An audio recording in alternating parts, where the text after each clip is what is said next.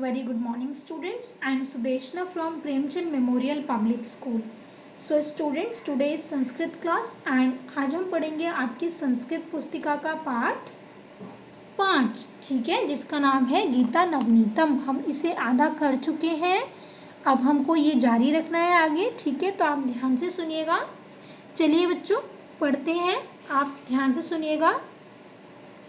देहिनो अस्मिन् यथा देहे कौमारम यौवनम जरा तथा देहांतर प्राप्तिर धीरस्तत्र न मुह्यति। तो मैं आपको पहले इनका अर्थ समझाती हूँ।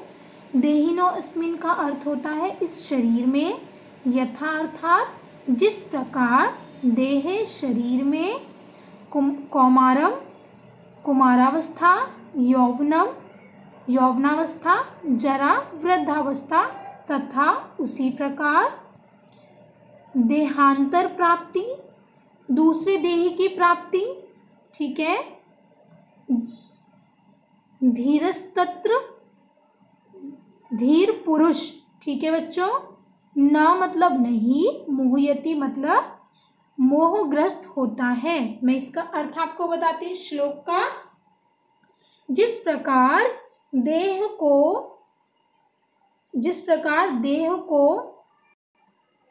देही जीवात्मा की कुमारावस्था, युवावस्था और वृद्धावस्था होती है, वैसे ही आत्मा को दूसरे शरीर की प्राप्ति होती है और धीर पुरुष इससे मोहित नहीं होते। तो भगवान श्री कृष्ण जी क्या कहते हैं अर्जुन से? जिस प्रकार हमारे शरीर की जो आत्मा होती, हमारे शरीर को काफ़ी सारे क्या मिलते हैं, बहुत सारी अवस्थाएं आती है। जैसे एक बच्चे की अवस्था हो गई, ठीक है, फिर हम थोड़े और बड़े होते हैं, कौमारावस्था आती है, किशोर बनते हैं हम, ठीक है, फिर हम युवावस्था आती है, ठीक है बच्चों, फिर वृद्धावस्था आती है। तो जब हमारे शरीर की अवस्थाएं बदलती रहती हैं, वो भी पहले सुंदर लगता है, फिर बुढ़ा हो जाता है, वैसे ही हमारी आत्मा भी क्या करती है, जब हमारा शरीर किसी काम का नहीं रहता तो वो आत्मा भी दूसरे शरीर को प्राप्त कर लेती है, ठीक है, दूसरे शरीर में चली जाती है।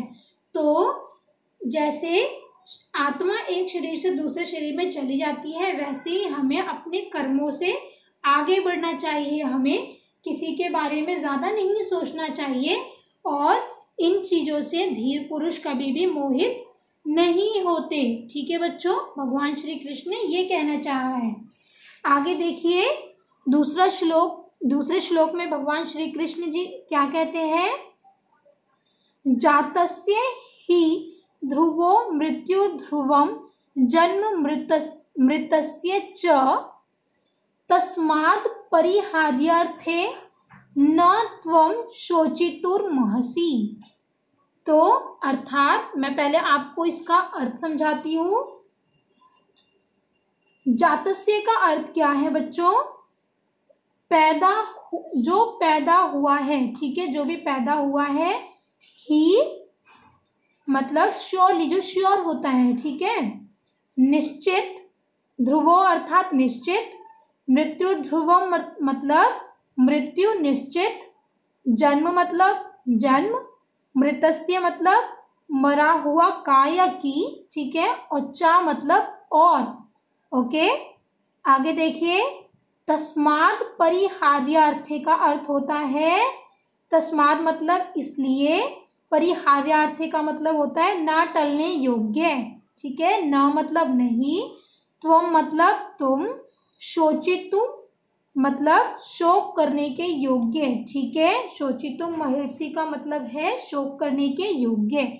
इसका अर्थ मैं आपको बताती हूँ। भगवान श्री कृष्ण जी अर्जुन से क्या बोलते हैं कि जो जन्म लेने वाला है, जो जन्म लेता है, जिसने जन्म लिया है, उसकी मृत्यु निश्चित है, ठीक है। और जो मर गया है, जो मरने वाला है और मर गया है, उसका जन्म निश्चित है, ठीक है।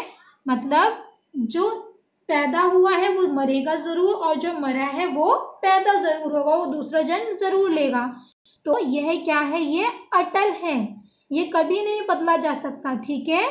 तो भगवान श्री कृष्ण जी कहते हैं अर्जुन ये कभी बदला नहीं जा सकता, इसलिए जो अटल है, अपरिहार्य है, उसके बारे में तुम शोक मत करो, तुम्हें शोक नहीं मनाना चाहिए, ठीक है।